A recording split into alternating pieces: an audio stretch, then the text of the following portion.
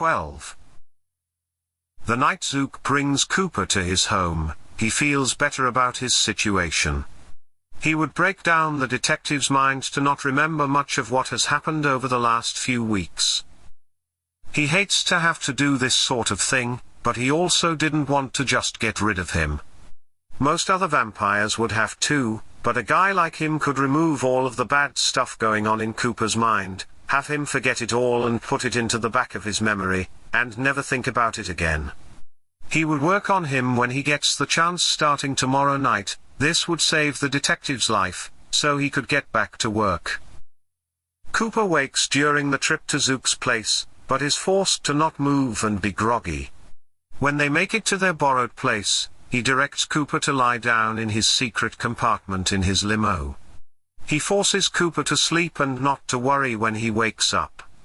The detective promises, and it takes some effort to force it to stick in his mind, that he would not be harmed, but also that he could not bang on anything in the car or scream.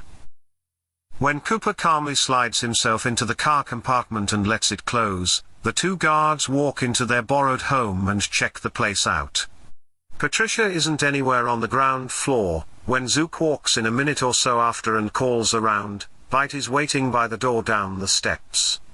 Steve gets his attention and checks on their situation. Bite tells him that the new lady is down at the secret place and she didn't come up for a little while. He let his boss know. His worry, having been lessened, also shows that night, when he walks down into the secret little world of Patricia's and his.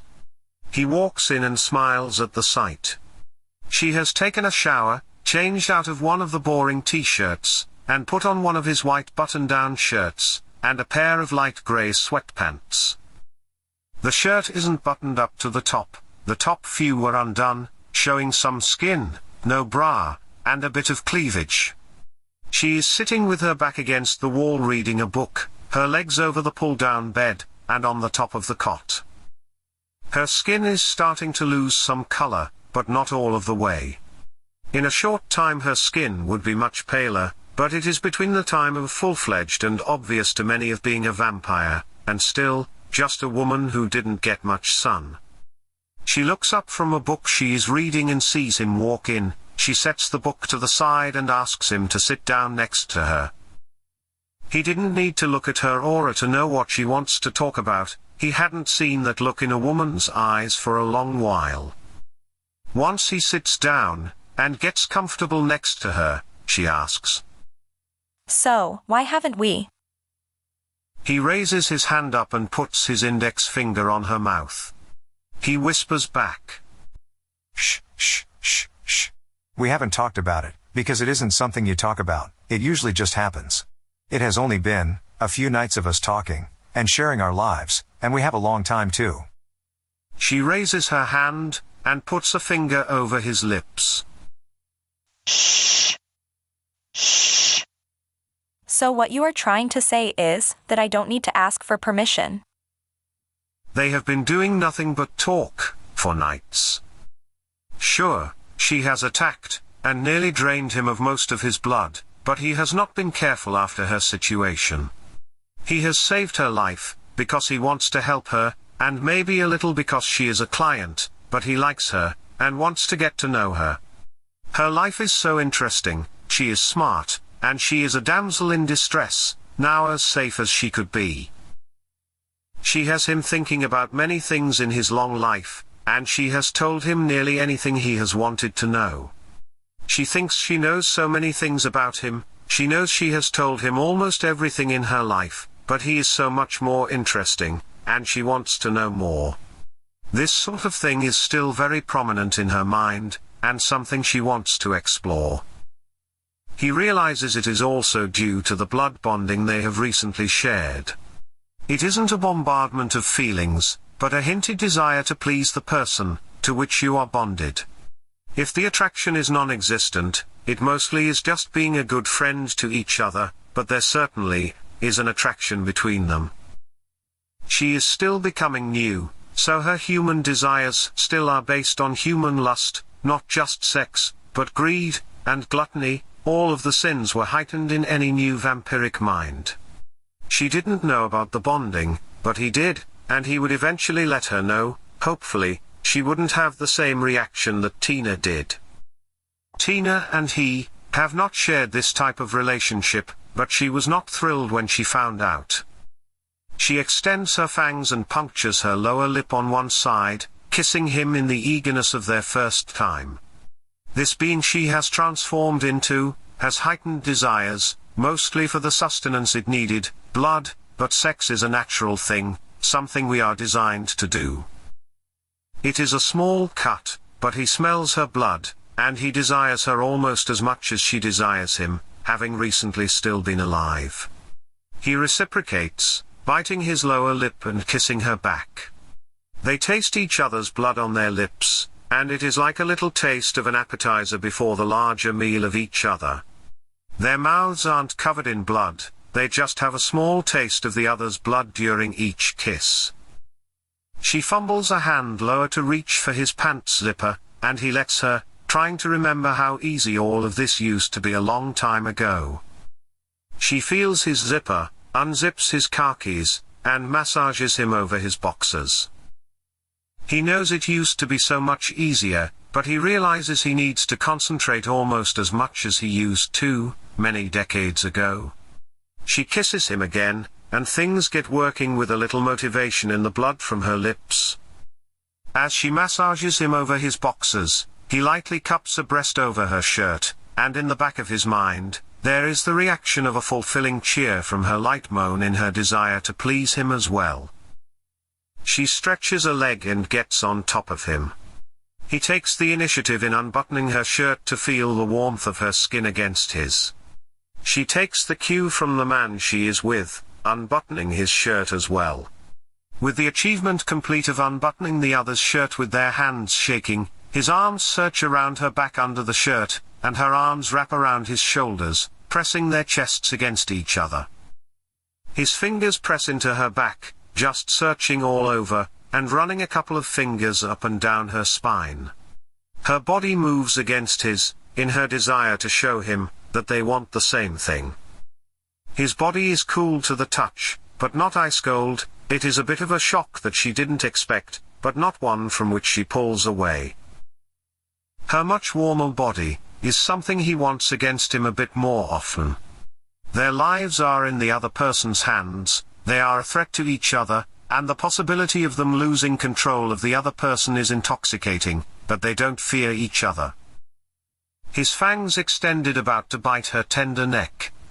This is something he has done a few dozen times before to victims in this same predicament, and it takes more effort than he would like to admit, not to sink his teeth in, yet she is no victim. He closes his eyes, in an effort not to follow the demon's desire within. His human side would have something it needed this night.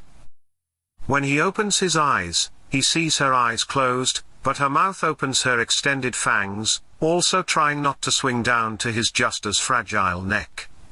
He brushes a few of her hairs out of her face, and her eyes open. He says, "You are so strong." Smiling at her, she blushes back, in a wordless thank you. They slow down to enjoy themselves, and keep the hunger within at bay. They switch between kissing each other, and feeling the other's body against theirs, for longer than they might realize before they finish removing their clothing, and get down to it. The sun is going to rise sooner rather than later, and this would be an awkward thing to have to work on the next night. She is thankful, those stretches she did for a couple of hours after the shower to prepare, are paying off. She is glad once they were done, and naked in each other's arms, no pulled muscles. She wonders if vampires get pulled muscles. She wanted to ask him this, but didn't exactly want to kill the mood.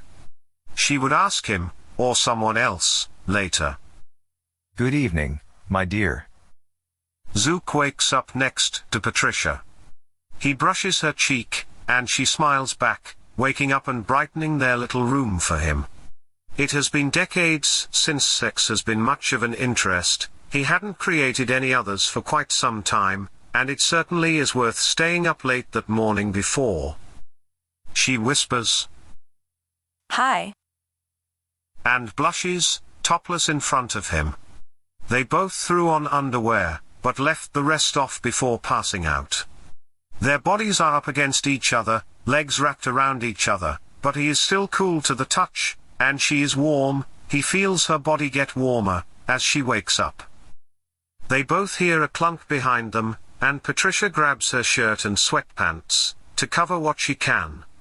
She turns her body towards the wall and wraps the shirt over her back, seconds before the door to their basement opens, and they hear, Boss, we have to deal with, Bud is walking through the door, and didn't see much of her, but sees him with boxers and no pants. Oh damn it, sorry boss, Within seconds, Zook is off of the bed, and has Bud's face against the wall away from them, his cheek bruising up against the rough and cold concrete. Eyes.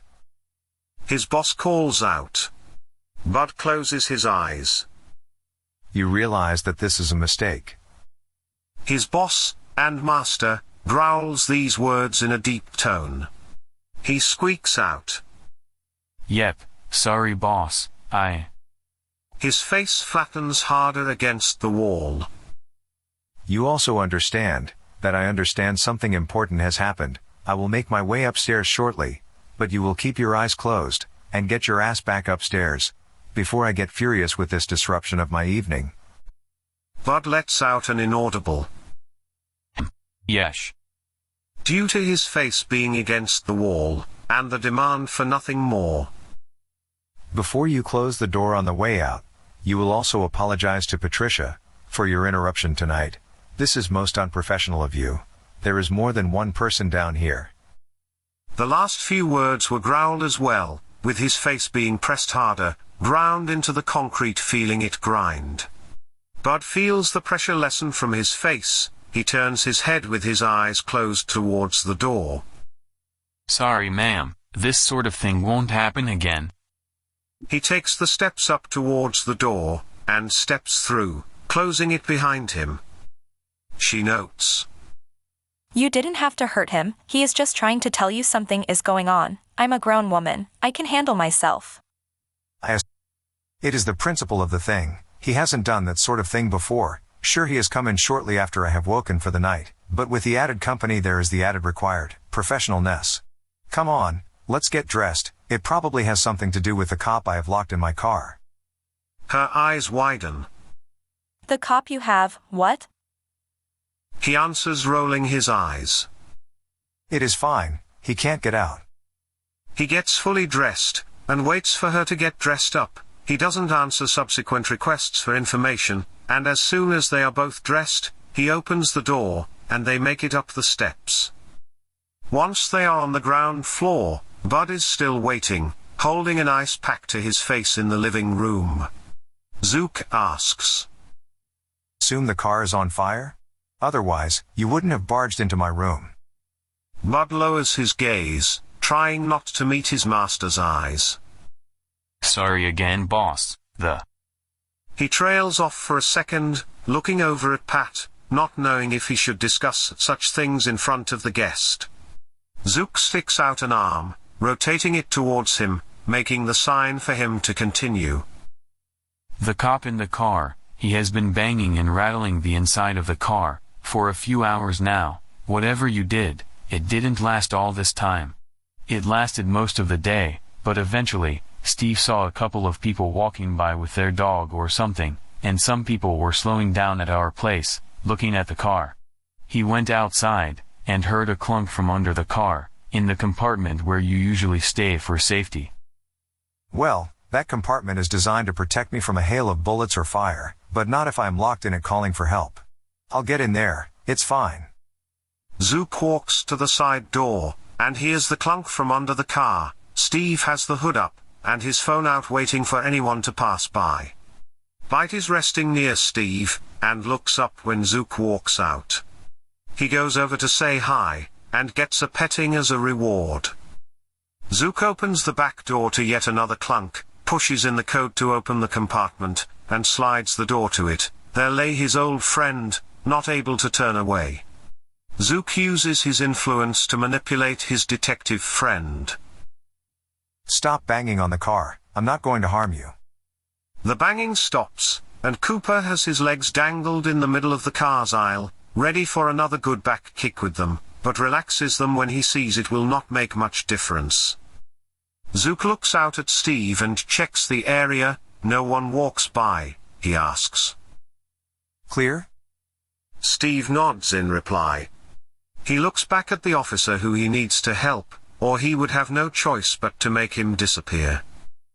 You will be calm and collected. We will be walking in my home.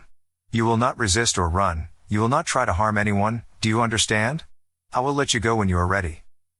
Cooper nods his head. He backs out of the car. The detective shimmies out of the compartment of his car, and awkwardly gets out, walking a few yards towards the borrowed house. Zook forces him to call in sick to the precinct, and he tells him what to say, and how to reply to any questions. This is done. Bringing him back out to the car is no longer needed. His mind is being broken down, in his refusal to get away from this world of theirs. Zook does like this guy. He would rather not have to kill him. He does get some upset questions from Patricia, but after a few answered questions she understands that he is saving him. Most other vampires would just kill him and be done with it. She asks Bud and Steve if they could take that next day and get her laptop. She could get a lot more done. She tells them where to pick it up. She spends most of the night getting back to her work. In his mind, there are some memories implanted of seeing Zook in the daytime. He brings coffee sometimes to his friend, sometimes pizza for the team, and late afternoon they sometimes sit around with a couple of beers and talk sometimes about their rough days. The stuff about seeing Gables with his computer available for Zook is taken out of his head, along with some other stuff. Cooper has taken days checking old books and web pages and trying to remember every time he saw Zook. He can only remember at night, and that was fixated on. Zook forces that out and changes more. He is left with the impression that as a nighttime PI, he only very rarely comes to hang around during the day due to the job. It isn't left to the extreme that maybe he is a vampire. With wide eyes, he meets the woman he saw who was hungover from nights before. Her name is Patricia, and she is fine, not dead. Zook asks many more questions to get details, so that he can clean anything out that might be damning to him.